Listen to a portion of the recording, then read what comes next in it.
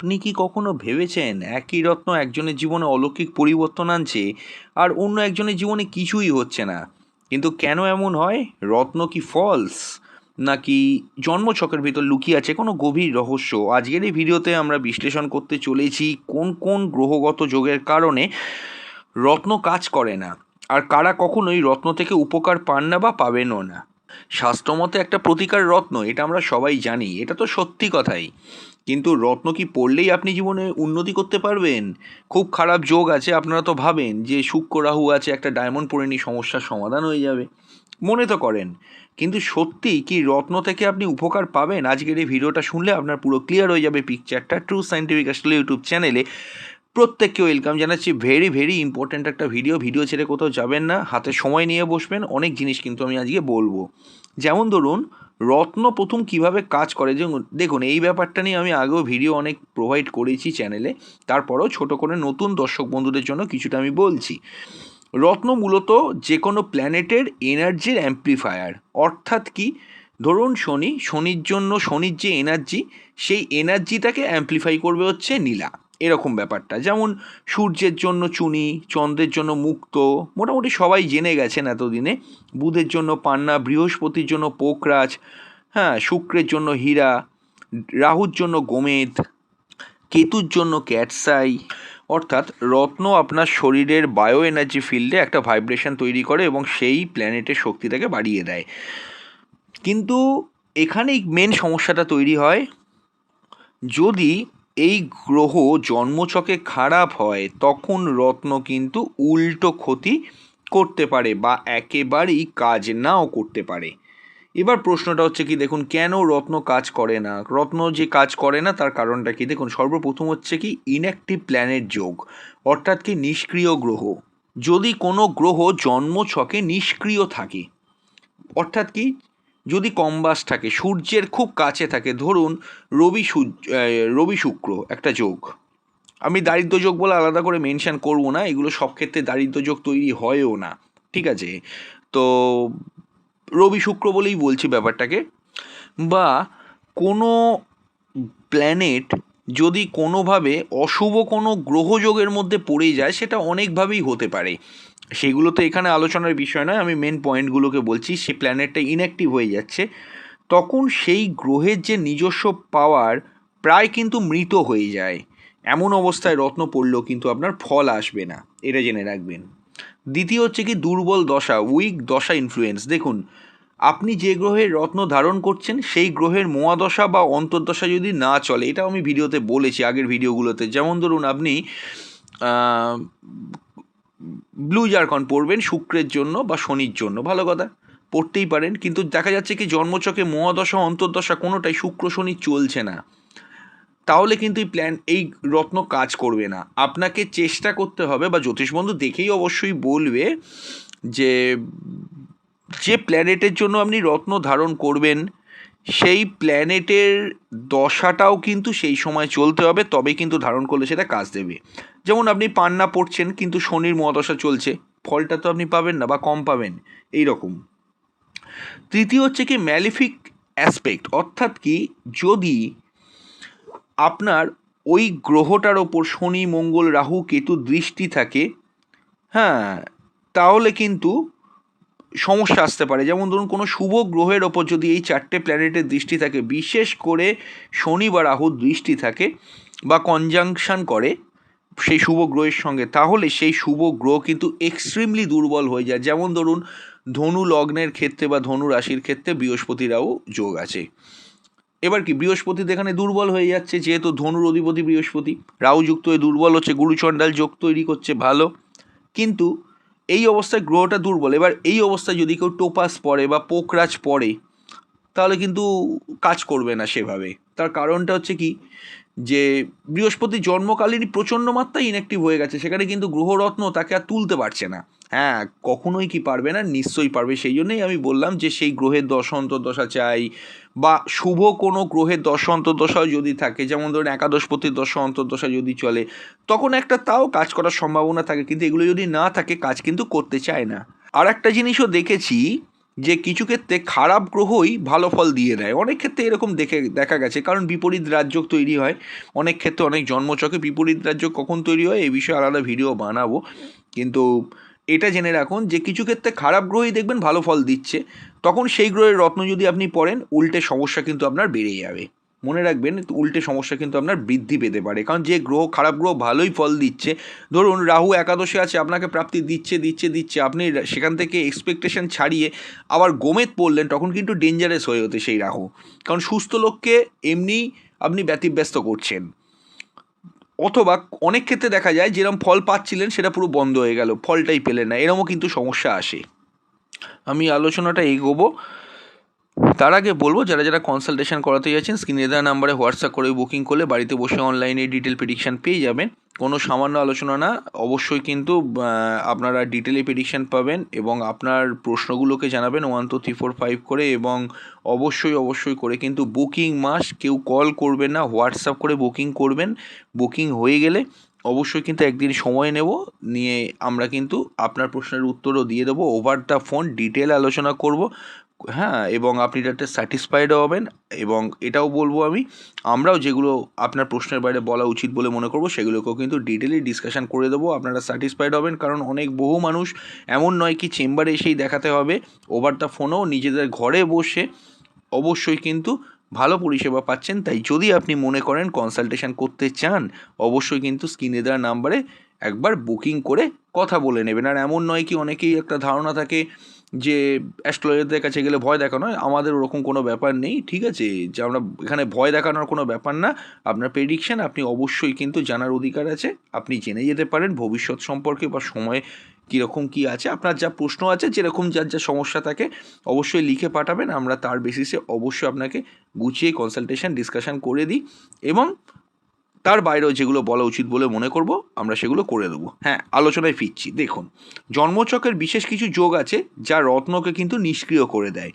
যেমন এক হচ্ছে কি কেমোদ্রম যোগ, অর্থাৎ কি মানে চন্দ্র আপনার যে ঘরটায় বসে আছে তার সামনের ঘর আর তার পেছনের ঘরে কোনো প্ল্যানেট যদি না থাকে তাহলে এটা কেমোদ্রম যোগ হিসেবে বলা হয়, ঠিক আছে? মানসিক অস্থিরতা, অর্থাৎ কি মানসিক ভীষণভাবে একটা ডিপ্রেস থাকবেন, তাহলে কিন্তু রত্নের এনার্জি স্থায়ী হবে না। সেক্ষেত্রে কিন্তু আপনি যদি মুক্ত পড়েন আপনার কিন্তু অতটা ওখানে ভালো কাজ করবে না।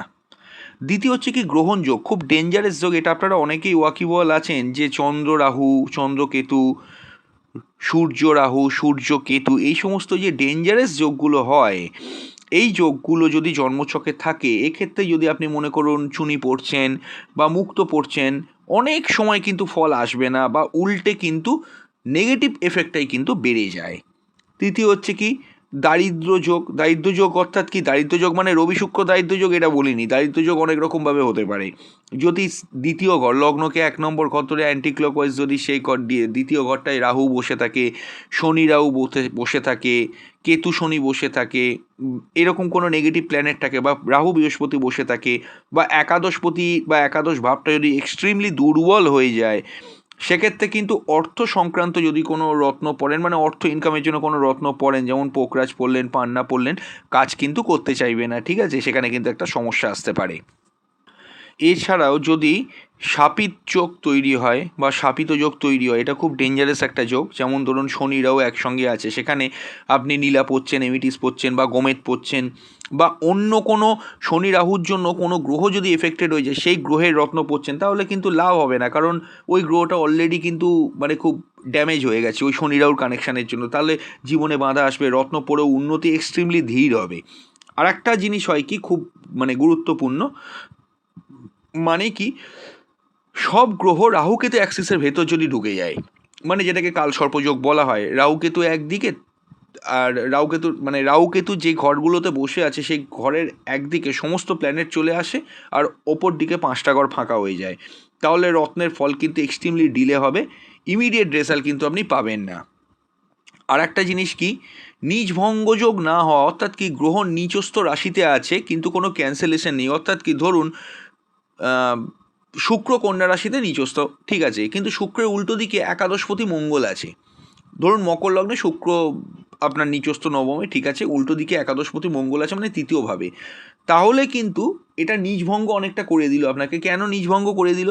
কারণ শুক্র নিচস্থ হয়ে উল্টো দিকে একাদশপতির দৃষ্টি পেয়ে গেল, মানে শুক্র মঙ্গল একে অপরকে দৃষ্টি দিয়েছে, মানে শুক্রের কাজ মঙ্গল করছে, তাহলে এটা কিন্তু অনেকখানি নীচভঙ্গ হয়ে গেল।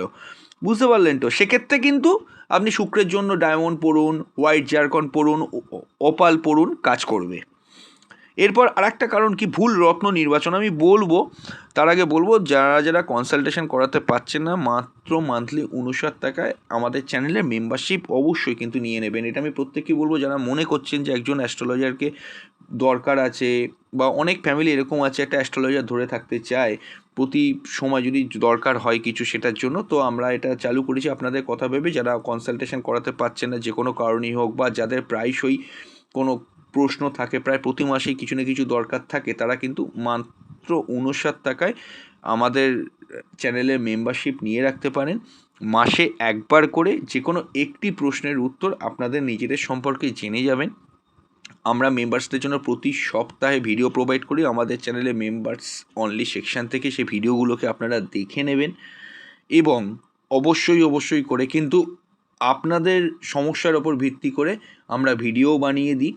আপনার যে কোনো ইম্পর্টেন্ট কোশ্চেন যদি অ্যাস্ট্রোলজি সংক্রান্ত জানার থাকে সেটাও জেনে নিতে পারেন। বিভিন্ন পূজা পাঠ, তিথি, নক্ষত্র সব কিছু যদি জানতে চান হোয়াটসঅ্যাপ করে আমরা বলে দিই। এবং যারা মনে করছেন একটা অ্যাস্ট্রোলজারকে প্রায় প্রতি মাসেই প্রয়োজন হয়, তারা মাত্র 59 টাকা আমাদের চ্যানেলে মেম্বারশিপ নিয়ে রাখুন। ওখান থেকে কিন্তু আপনারা অবশ্যই কিন্তু বেনিফিটেড হবেন, অনেকেই বেনিফিট পাচ্ছেন। আপনারা একটা কাজ করবেন, অবশ্যই কিন্তু মেম্বার্স অনলি সেকশানে দেখবেন, অনেক ভিডিও আছে মেম্বার্সদের জন্য, প্রতি সপ্তাহে আমরা প্রোভাইড করছি সবসময়, পরবর্তীকালে আরও দেব। এবং অনেক ইন্টারেস্টিং জীবনমুখী টপিক সম্পর্কে ওখানে বলা হয়, যেগুলো শুনলে, যেখানে অনেক প্রতিকার প্রতিবিধান আছে, যেগুলোকে আমরা কিন্তু ওখানে বলি, নর্মাল ভিডিও সেগুলো বলা হয় না। মেম্বার্সদের জন্য, যারা যারা মনে করুন অর্থ খরচা করে রেমেডি করতে পারবেন না, তাদের জন্য রেমিডিয়াল গাইডেন্স আমরা অবশ্যই কিন্তু ওইভাবে ভিডিওর মাধ্যমে প্রোভাইড করে দিই। অনেক মেম্বার্স অনেক উপকার পেয়েছে, তারাই ফোন করে জানাচ্ছে এবং মেসেজ করে জানাচ্ছে। তাই আপনিও দেরি না করে যদি মনে করেন আমাদের চ্যানেলের সদস্য হবেন, অবশ্যই আমাদের চ্যানেলে ঢুকে জয়েন বাটনে ক্লিক করে মেম্বারশিপ নিয়ে আমাদেরকে হোয়াটসঅ্যাপে জানিয়ে দেবেন যে আপনি মেম্বারশিপ নিয়েছেন। আমরা সেভাবে কিন্তু অবশ্যই করে আপনাকে আপডেটগুলো পাঠাতে থাকবো। হ্যাঁ, আলোচনায় যেখানে ছিলাম, ভুল রত্ন নির্বাচন। ভুল রত্ন নির্বাচনটা কিভাবে হয়? শুধু রাশি দেখে রত্ন পড়া। অনেকে মনে করে আচ্ছা ঠিক আছে, আমার তুলা রাশি, তার মানে কি আমাকে তো তুলা রাশি, আমাকে তো ডায়মন্ড পড়লেই কাজ হয়ে যাবে। এটা একটা ভুল। অন্যের কথা শুনে রত্ন পড়া। পাশের লোকটা আপনার পান্না পড়ে উপকার পেয়েছে, আপনিও পান্না পড়ে ভাবলেন যে পান্না পড়লে আপনারও সেই উপকারটা হয়ে যাবে, ব্যাস, এটা ভুল।